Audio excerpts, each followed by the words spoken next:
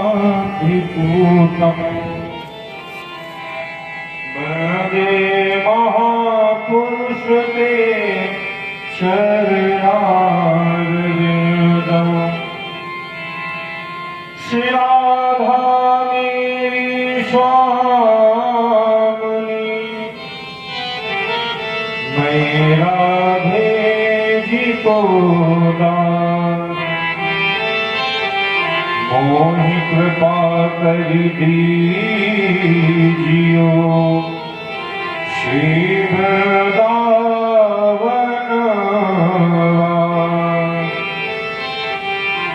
सब नारन को छोड़ के मैं आयो तेरे द्वार।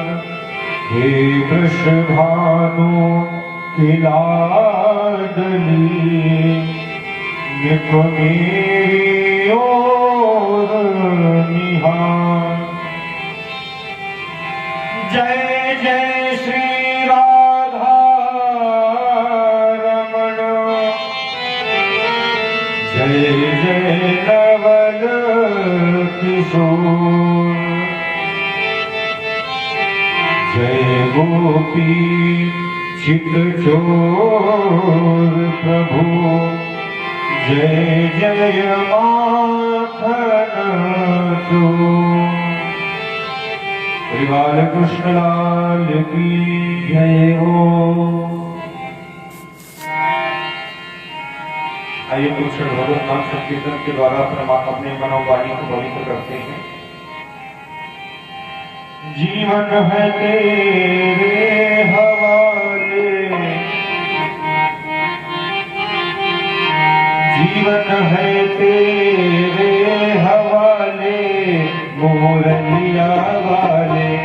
जीवन है तेरे हवाले, मुरलिया वाले। जीवन है तेरे हवाले, मुरलिया वाले। जीवन है तेरे हवाले, मुरलिया वाले। बाके मुरलिया वाले, प्यारे मुरलिया वाले। बाके मुरलिया वाले, प्यारे मुरलिया वाले। बाके मुरलिया वाले, प्यारे मुरलिया वाले। बाके मुरलिया वाले, प्यारे मुरलिया वाले।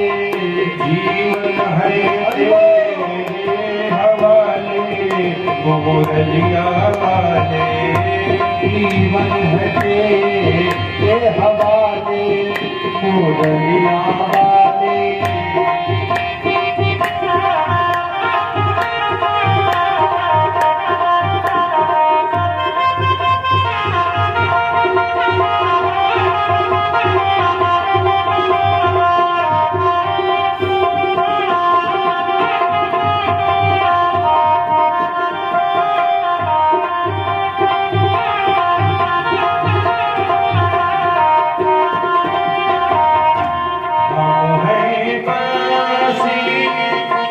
तेरे अधर की हम हैं बंसी, तेरे अधर की हम हैं बंसी। तेरे अधर की हम हैं बंसी। हम बंसी बंसी तेरे अधर की। जैसे तू चाहे बजा ले मुरलिया वाले, जैसा तू चाहे बजा ले मुरलिया वाले। जीवन है तेरे हवाले, मुरलिया वाले। जीवन है तेरे हवाले, मुरलिया वाले। आके मुरलिया वाले, प्यारे मुरलिया वाले। बाके मुरलिया वाले प्यारे मुरलिया वाले बाके मुरलिया वाले प्यारे मुरलिया वाले बाके मुरलिया वाले प्यारे मुरलिया वाले जीवन है तेरे हवाले मुरलिया वाले जीवन है तेरे हवाले मुरलिया वाले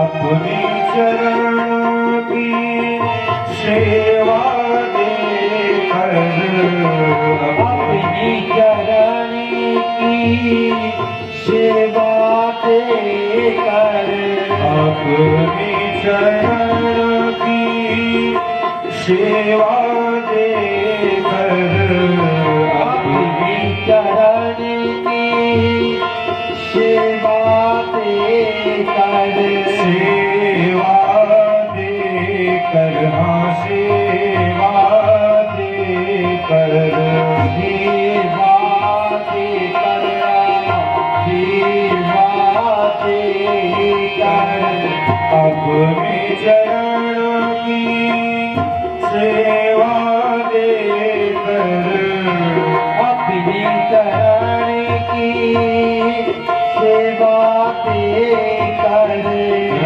वृंदावन में बसाले मुरलिया वाले वृंदावन में बसाले मुरलिया वाले वृंदावन में बसाले मुरलिया वाले वृंदावन में बसाले मुरलिया वाले जीवन है तेरे हवाले मुरलिया वाले जीवन है तेरे हवाले मुरलिया वाले मेरे अपने हुए पराए मेरे मेरे अपने हुए पराए मेरे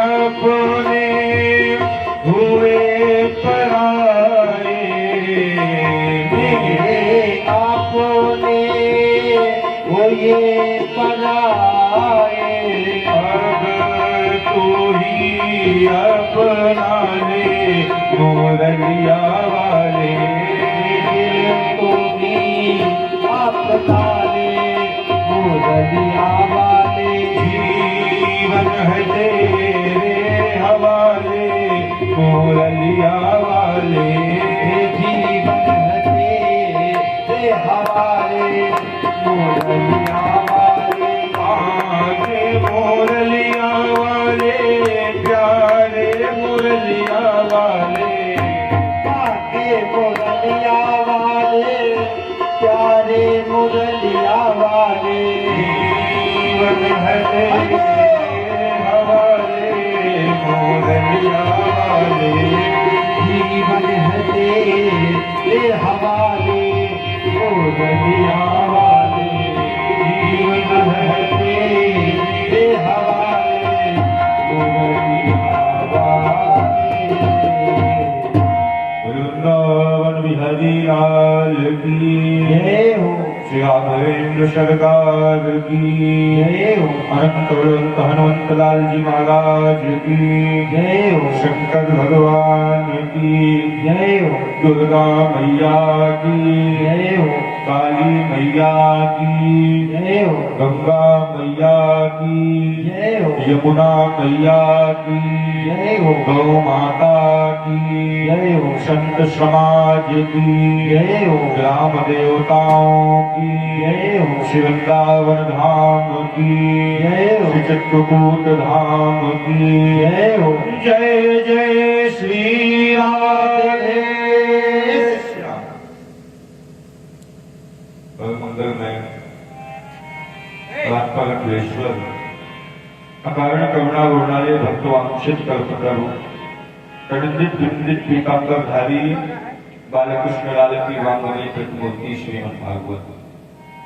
बंधुओं कल आप सभी ने रात्रि के समय श्रवण किया कि भगवान का विवाह रुक्मणी जी के साथ हुआ। देखिए, रुक्मणी जी कोई साधारण स्त्री नहीं है। रुक्मणी जी साक्षात लक्ष्मी की स्वरूप है। लक्ष्मी स्वरूपा रुक्मणी जी का विवाह कन्हैया के साथ हुआ। भैया शिशुपाल नाम का राजा भी माउल बांध के आया था, लेकिन उसका विवाह ना हो पाया, क्योंकि मनुष्य चाहता तो है कि हम लक्ष्मी के पति बन जाएं, लेकिन मनुष्य लक्ष्मी का पति कभी भी नहीं बन सकता। वो लक्ष्मी पुत्र तो हो सकता है, लेकिन लक्ष्मी पति नहीं होता। देखिए, जब लक्ष्मी अकेले आती है तो हमारे व्यक्ति को उल्लू बनाकर चली जाती है, क्योंकि लक्ष्मी का वाहन है उल्लू।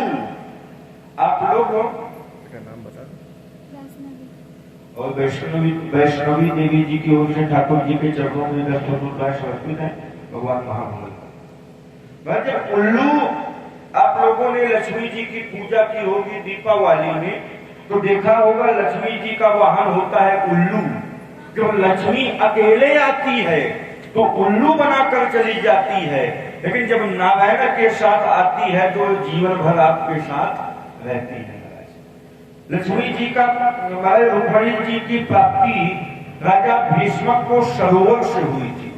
आप लोगों के मन में ये विचार उठा होगा कि महाराज, जब रुक्मणी जी लक्ष्मी जी का स्वरूप है तो राधा रानी कौन है? देखिए, राधा रानी भगवान कृष्ण का ही स्वरूप है। एकेन ज्योतिर्भवेत् त्रेधा राधा माधव रूपकम। मतलब एक ज्योति आप जलाइए तो ज्योति और महाराज उसके प्रकाश को कभी अलग नहीं किया जा सकता। अगर आप चाहे कि दीपक से प्रकाश को अलग कर दें तो क्या अलग हो सकता है? नहीं हो सकता। इसी प्रकार राधा और कृष्ण में एक अन्योनासिक संबंध है। जिस प्रकार वाणी और शब्द का संयोग है, समुद्र का और लहरों का संयोग है। अगर आप चाहे समुद्र से लहर को अलग कर दे तो क्या हम कर सकते? नहीं कर सकते। इसी प्रकार भगवान का स्वरूप है।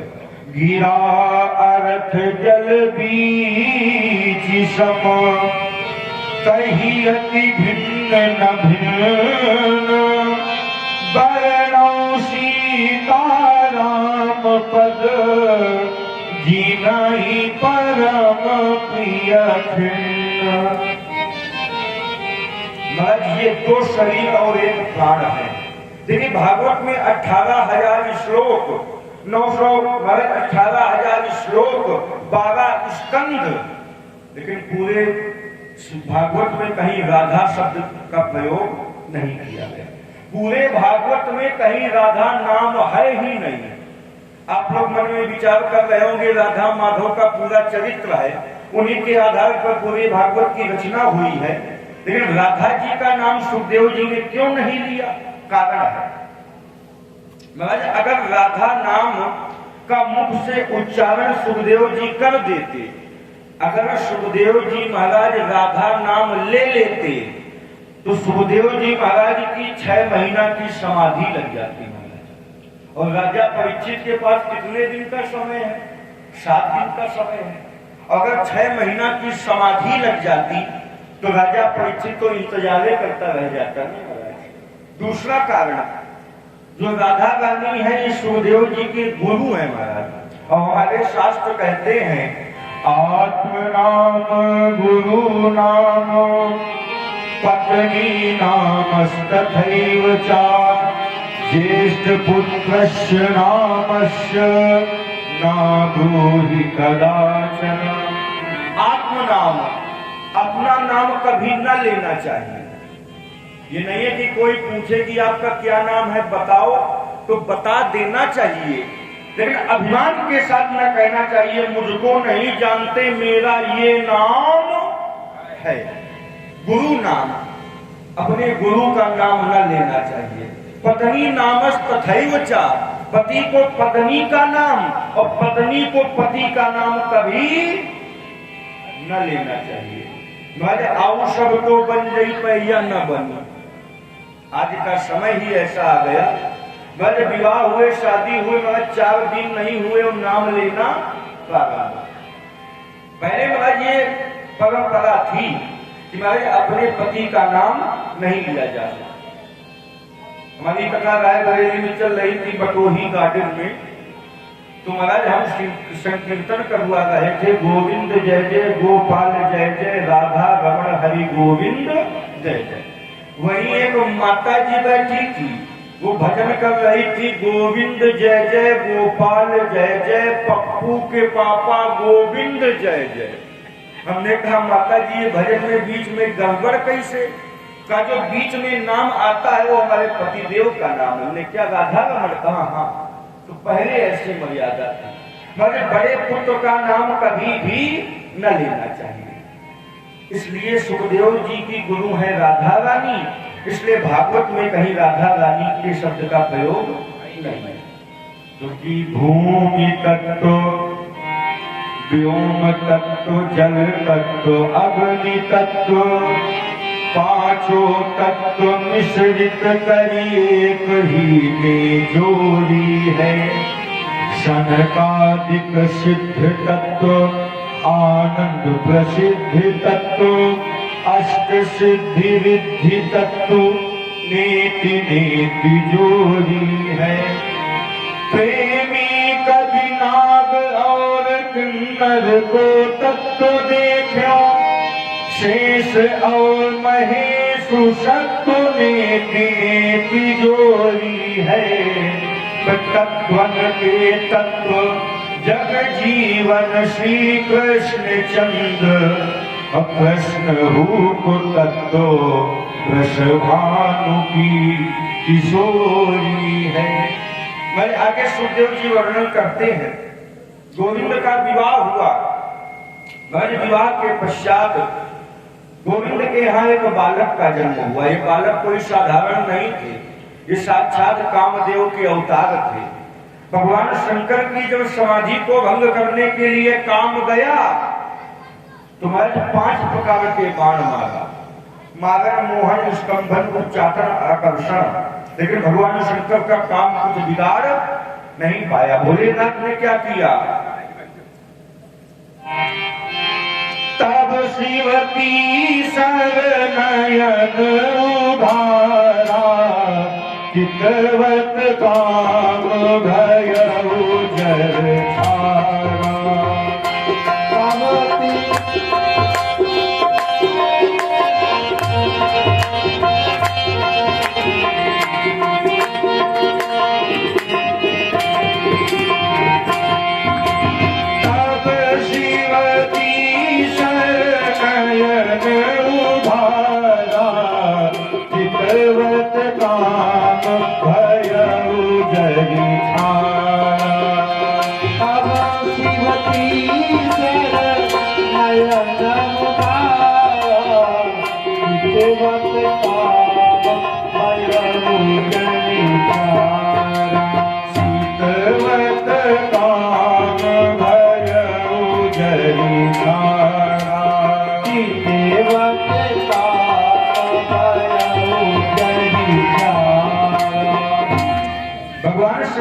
समाधि को भंग करने के लिए काम गया, बस पूरा प्रयास कर दिया, लेकिन भगवान शंकर की समाधि डिगी नहीं। बस मन में विचार किया, भगवान शंकर को हृदय में क्रोध आया, बस तीसरा नेत्र खोला तो डर के मारे काम आम के पत्ते के बीच में छुप गया। भोलेनाथ की दृष्टि महाराज आम के पत्ते पर पड़ी, कामदेव जलकर भस्म हो गए। जो उनकी पत्नी थी उनका नाम था रति, भगवान शंकर के पास रोदती बदती बहुभांति कविना करत शंकर पही। रोते बिलखाते भगवान शंकर के पास गई, कहा भोलेनाथ आपने मेरे पति को जलाकर भस्म कर दिया और वैधव्यता का जीवन बहुत महाराज कष्टप्रद होता है। आप तो करुणा अवतार है महाराज, आप हमारे ऊपर वरदान दे, हमको वरदान दे दे। देखो ब्रह्मा जी और भगवान शंकर ये तो बिना सोचे समझे वरदान दे देते हैं महाराज। और कलयुग के व्यक्ति को अगर वरदान मिल जाए तो भगवानों को छका देता है। एक बार एक व्यक्ति ने ब्रह्मा जी की तपस्या किया, ब्रह्मा जी प्रसन्न हुए, कहा बेटा वरदान मांगो।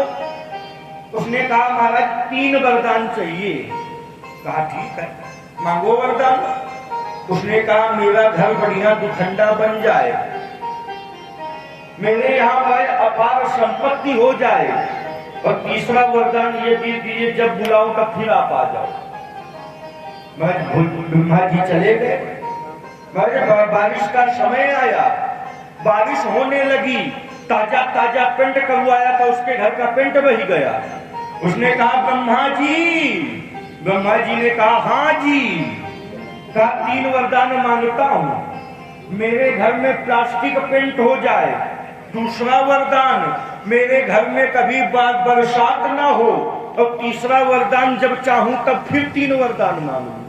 ब्रह्मा जी ने कहा अच्छी समस्या है महाराज, मेरा पीछे नहीं छोड़ता, पहले से रिजर्वेशन करवा लेता है महाराज। ब्रह्मा जी फिर चले गए, मौसम बदला, महाराज उसको सर्दी जुकाम हो गया। उसने कहा ब्रह्मा जी ने कहा अच्छा भक्त मिला है, बोलो बेटा। कहा 3 वरदान चाहिए, मेरी सर्दी जुकाम सही हो जाए, महाराज मुझको कभी आज के बाद सर्दी जुकाम ना हो, और तीसरा वरदान जब 3 वरदान मांगू फिर मांगू महाराज।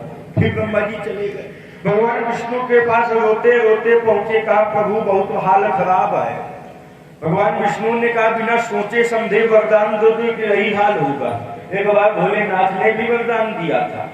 बकासुर नामक व्यक्ति भगवान की तपस्या कर रहा था। अब भोलेनाथ प्रकट हुए, कहा वरदान मांगो। तो उसने कहा कि मैं जिसके सिर में हाथ रखूं वो जलकर भस्म हो जाए। भोलेनाथ ने कहा तथास्तु। उसने कहा महाराज अगर आपने वरदान दे दिया है तो परीक्षा कैसे करें कि हाथ रखने से कोई जलेगा कि नहीं जलेगा। भोलेनाथ ने कहा परीक्षण कर लो, किसी के ऊपर हाथ रख दो। उसने इधर उधर देखा और वो तो नहीं दिख रहा, भोलेनाथ तुम ही दिख रहे हो।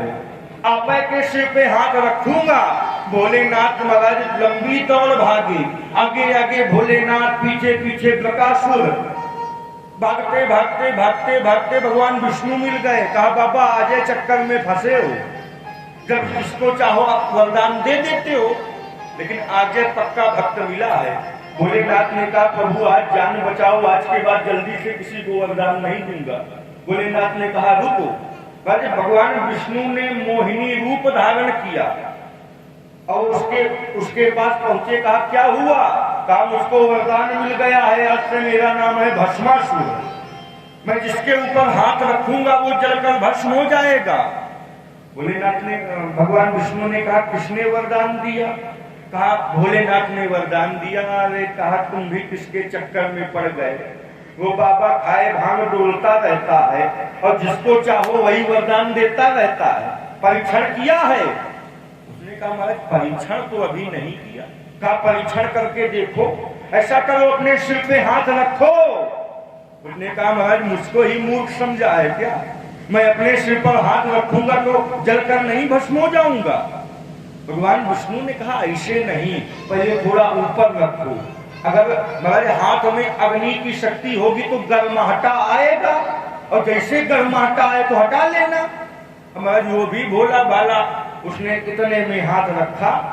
विष्णु जी ने कहा गर्मी लग रही है। उसने कहा नहीं लग रही। कहा थोड़ा नीचे लिया हो, और नीचे लाया। कहा कुछ महसूस हो रहा है। कहा मैं बिल्कुल नहीं महसूस हो रहा। तो कहा अब धर ले हो, कुछ होने वाला नहीं है। जैसे ही हाथ रखा तैसे ही इसी प्रकार भगवान विष्णु ने कहा जब आप लोग के पास समस्या आती है तो हमारे पास आते हो, चलो अब की बार वरदान मांगने जाना। मगर फिर से उसने आवाज लगाया, ब्रह्मा जी। ब्रह्मा जी ने कहा हाँ जी। उसने कहा 3 वरदान चाहता हूं। ब्रह्मा जी घबराए, अब क्या मांग ले गए, लेकिन भगवान ने उसकी बुद्धि फेर दी थी। उसने कहा वरदान मांगता हूं कि भगवान के चरणों में मेरी प्रीत हो जाए। दूसरा वरदान मांगता हूं कि भगवान के चरणों में मेरा निष्दिन मन लगा रहे। और तीसरा वरदान मांगता हूं संसार से मुझको वैराग्य हो जाए। ब्रह्मा जी ने कहा तू वैराग्य ले चाहे मुक्ति ले, लेकिन बाबा मेरा पीछा छोड़, तेरी वजह से मैं मेरा संसारिक कार्य की व्यस्तता में नहीं लग पा रहा। तो महाराज जब काम को भगवान शंकर ने जला दिया, रति ने प्रार्थना किया, भोलेनाथ ने कहा अब ते रति कर कवनाथ कर होई नाम अनंग दीनु बपु व्यापय सब ही पुनि सुन निज मिलन प्रसंग। रति आज से तेरे पति का नाम होगा अनंग। अनंग का एक सीधा अर्थ है जिसके शरीर ना हो। शरीर तो ना होगा लेकिन पूरे संसार में व्याप्त। और मिलन की बात कर रहे हो, जब यदुवंश कृष्ण अवतारा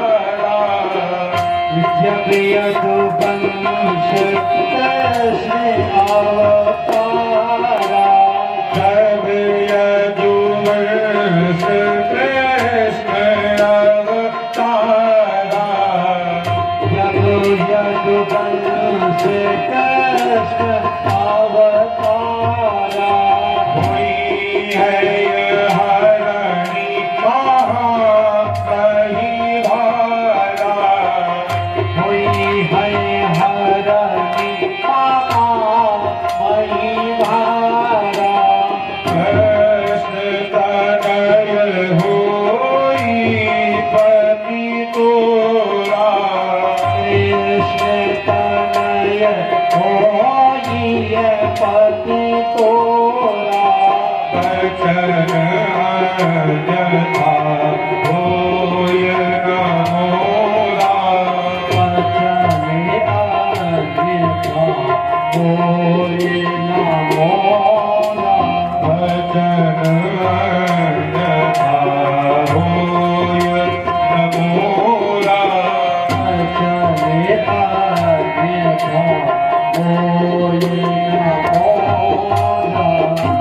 भाई जब धरती में कन्हैया का अवतार होगा, जब यदुवंश कृष्ण अवतार, यदुवंश में जब गोविंद का अवतार होगा धरती के भार को हरण करने के लिए, तो कृष्ण तनय होई पति तोरा, तुम्हारा पति काम कृष्ण के यहाँ पुत्र रूप में अवतरित होगा, तब तुमसे उनकी भेंट होगी।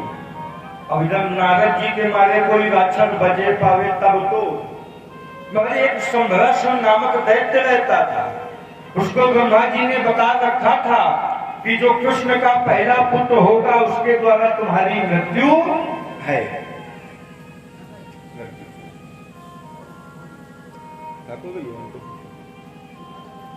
और ब्रह्मा जी ने वरदान दे दिया था, नाम बता दीजिए।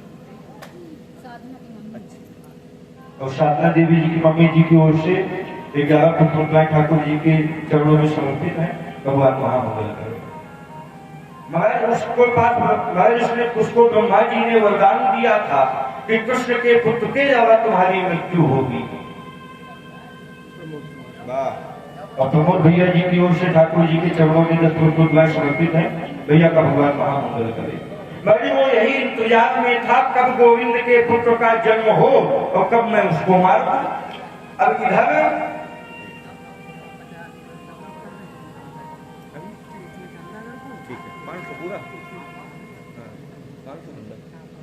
और हमारे शिव कुमार भैया जी की ओर से ये 500 पुष्प मुद्राएं रामलीला के लिए चंदा,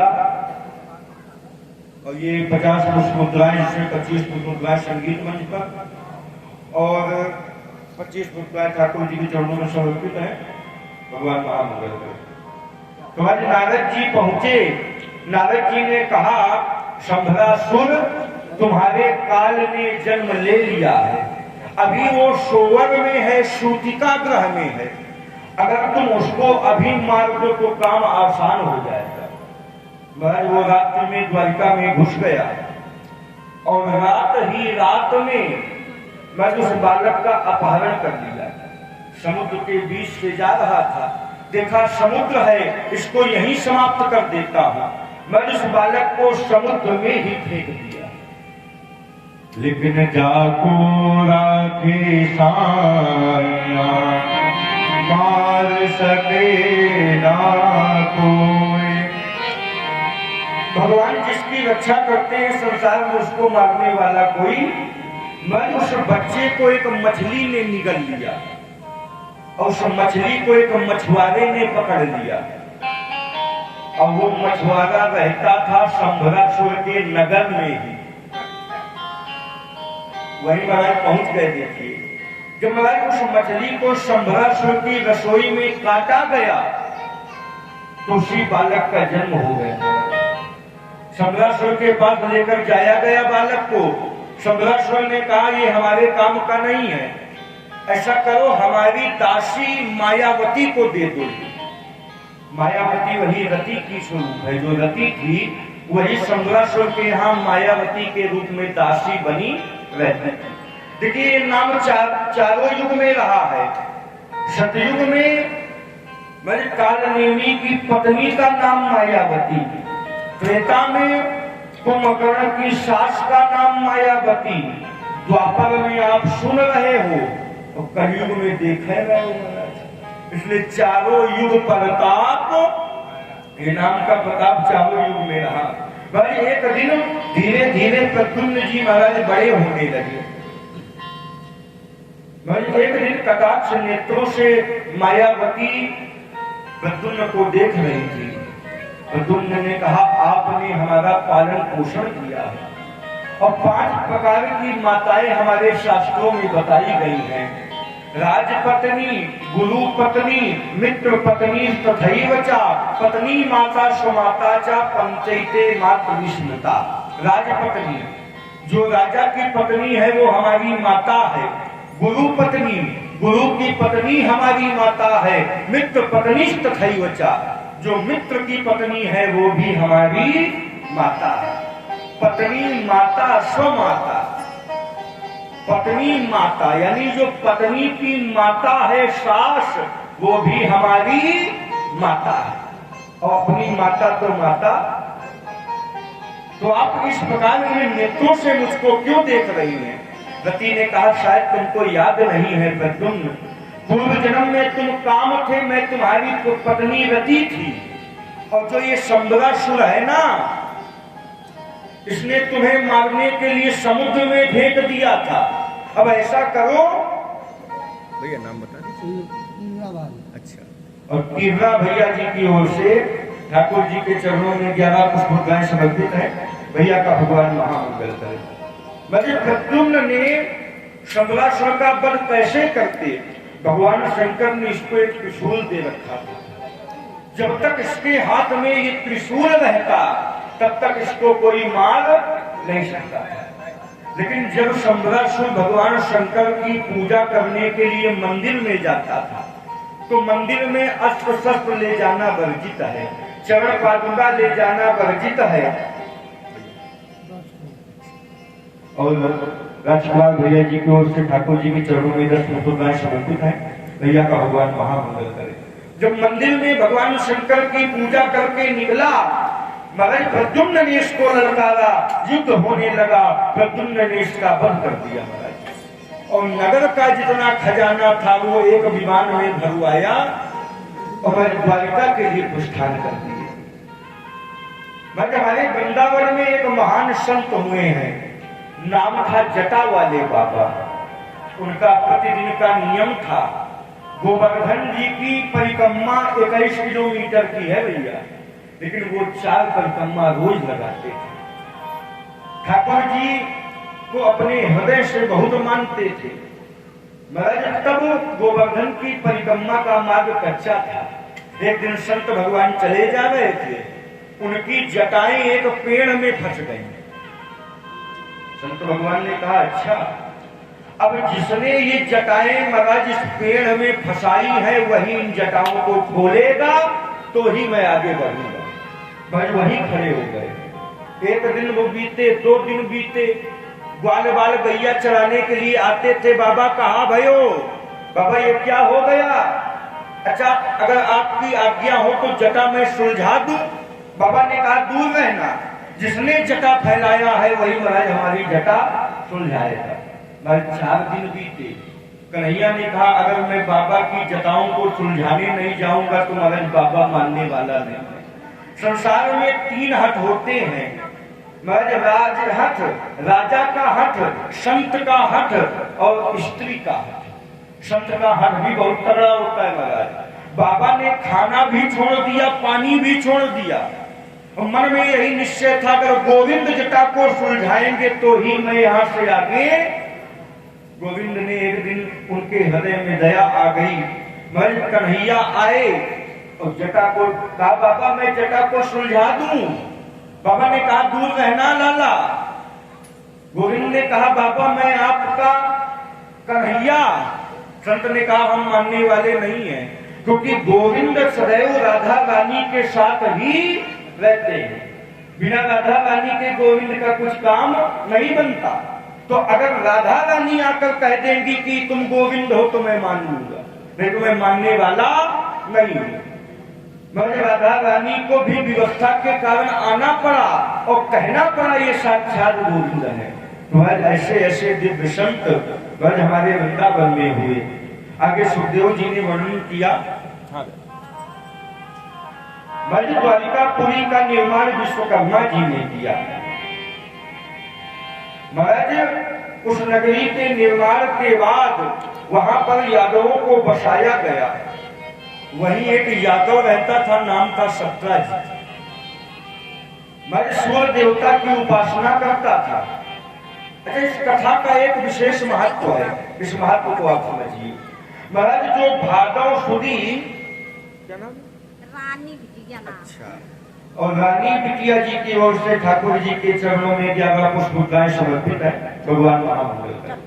महाराज भादव सुदी चौथ के चंद्रमा को जो देखता है उसको कलंक लगता है। यानी भादव सुदी चौथ, गणेश चौथ के दिन जो चंद्रमा को देखता है उसको कलंक लगता है। अच्छा क्यों लगता है? क्योंकि इसी दिन चंद्रमा ने अपनी गुरु पत्नी तारा का अपहरण किया और एक पुत्र को उत्पन्न किया जिसका नाम हुआ बुध। तो इस कहानी को अगर सुन लिया जाए तो वो कलंक महाराज दूर हो जाता है। विभीषण ने भी कहा है। और हमारे सुरेश कुमार जी अब सारा से पधारे हैं। ठाकुर जी के चरणों में आपने 21 पुष्पांजलि समर्पित है। भैया का भगवान महामंगल करे। और आप शायद वृंदावन से जुड़े हुए भी हैं, तो देखिए इस रस को वही जान सकता है जिसने इस रस का आभास किया है। नहीं तो महाराज गूंगे व्यक्ति को अगर गुड़ खिला दिया जाए, पूछो महाराज गुड़ कैसा रहा, तुम्हारे अंदर ही अंदर वो आभास कर देगा लेकिन बता नहीं सकता। तुम्हारे सत्राजित भगवान की सेवा करता था सूर्य देवता की, और सूर्य देवता की इतनी साधना किया कि सूर्य देवता प्रकट हो गए और एक मणि दे दिया जिसका नाम था सेवंतक मणि। मगर 8 भार सोना वो रोज देती थी। जब मणि को पा गया सत्राजित, मगर भूला न समाया। एक दिन कहा इस मणि को पहनकर राजसभा में चला जाए। मैंने मणि को धारण किया और राजसभा में प्रवेश किया। ईश आरती सविता तुम जगतपति। मगर जब सत्राजित को देखा गया तो सत्राजित का तेज सूर्य से भी ज्यादा चमक रहा था। छोटे छोटे बालकों को लगा कि साक्षात सूर्य नारायण ही भगवान के दर्शन करने आए हैं। जब अकबर जी ने देखा, कहा न ये सूर्य है न चंद्रमा है, ये तो सत्राजित है। जो सेवंतक मणि के प्रकाश से प्रकाशित हो रहा है महाराज, आकर के बैठ गया। अक्रूर जी ने कहा, देखो सत्राजित, अगर हमारे पास कोई बहुमूल्य वस्तु है तो वो राजा को दे देना चाहिए, क्योंकि राजा सर्वदेव मयोन्नत। उसने कहा, अच्छा, तपस्या हमने किया, सूर्य नारायण को हमने प्रसन्न किया, वरदान हमको मिला है। भैया गेदालाल जी की माता जी की ओर से ठाकुर जी के चरणों में 20 पुष्प समर्पित है, भगवान महामंगल करे। तो महाराज उसने कहा, तपस्या हमने किया, प्रसन्न हमने किया, मणि को हमने पाया और हम राजा को दे दे, कदापि मैं नहीं दूंगा। और ऐसा कहकर महाराज वापस लौट आया। महाराज उसका छोटा भाई था प्रसेन, उसने एक दिन शिकार खेलने का मन बनाया और मणि को धारण कर लिया, उस शिकार खेलने के लिए चला गया। और उस मणि की एक कमी भी थी, अगर उसको पहनकर अहिंसा किया जाता था तो वो प्राण भी ले लेती थी। भाई सत्राजित शिकार खेलने गया तो, लेकिन 1 महीने हो गए फिर भी लौट कर नहीं आया। सत्राजित के मन में संदेह हुआ, उसने मन में यही विचार कर लिया कि ये सब काम द्वारिकाधीश का है, मैंने मणि देने से मना कर दिया था। नाम बता दीजिए, आप बता दो, बता दो, नाम नहीं पता आपका, नहीं पता तो हमका कहाँ से पता होगी।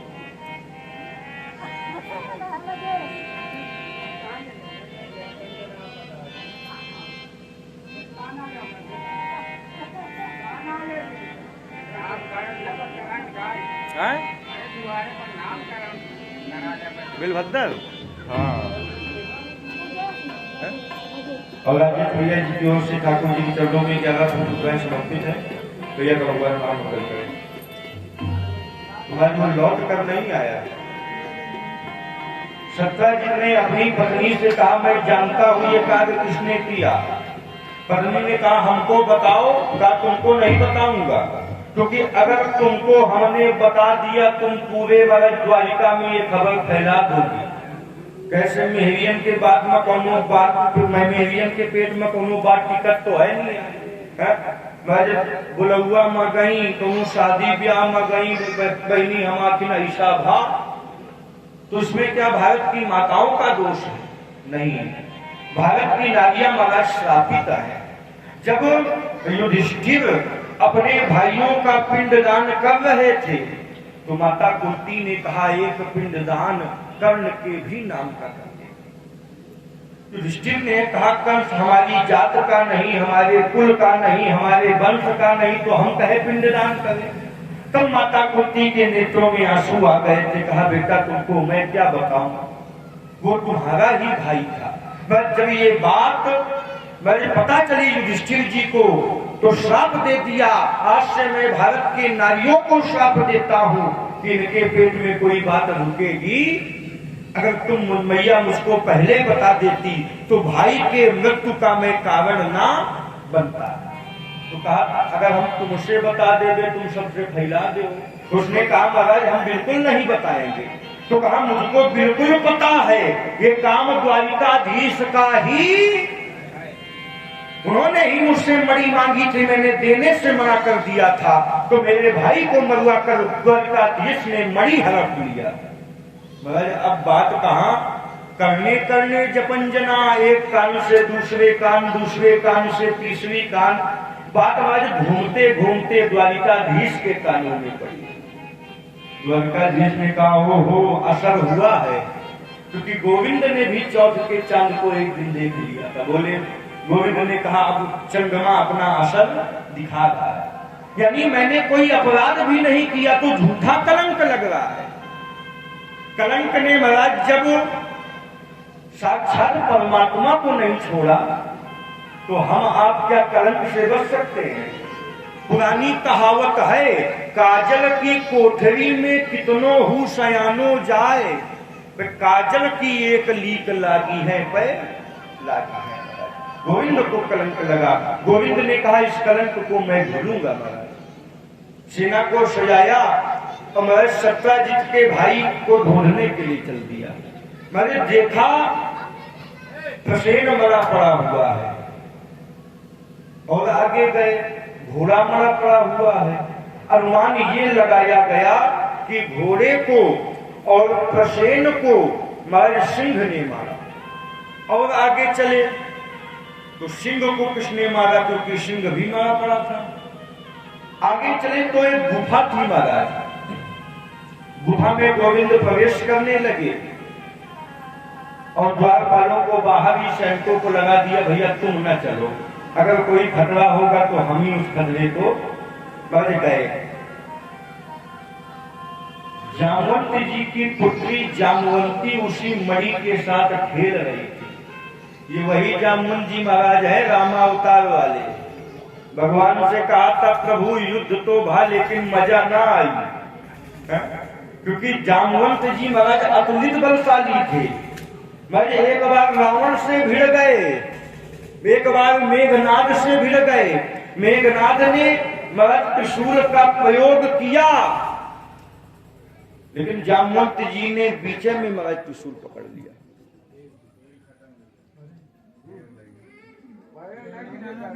तेल खत्म होगा और तेल का खेल है सब। भूरी में हमारा तेल खत्म हो जाते 7 दिन में। सही बात है, ये तो हमारी जानी थी। डाल ले भैया।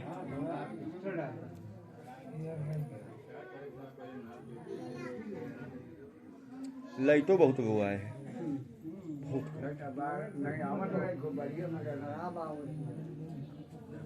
फील्डर कहाँ है? फील्डर कहाँ है? तब वहीं तो गड़बड़ है। जब ये शुरू हो जाए ना मगर मिल लो मगर ये बुड्ढा खेना दे कलाकारी। अच्छा दक्षिणों देगा पगा थी।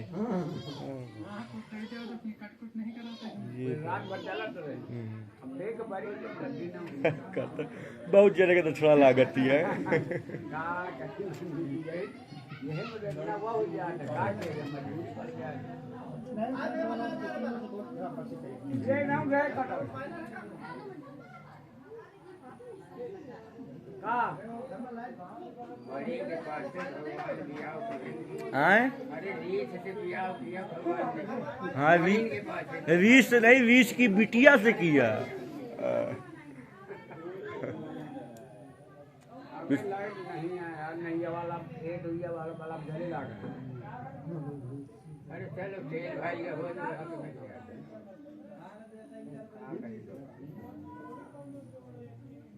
भाई से रहता ना वही आगे हो तो भाई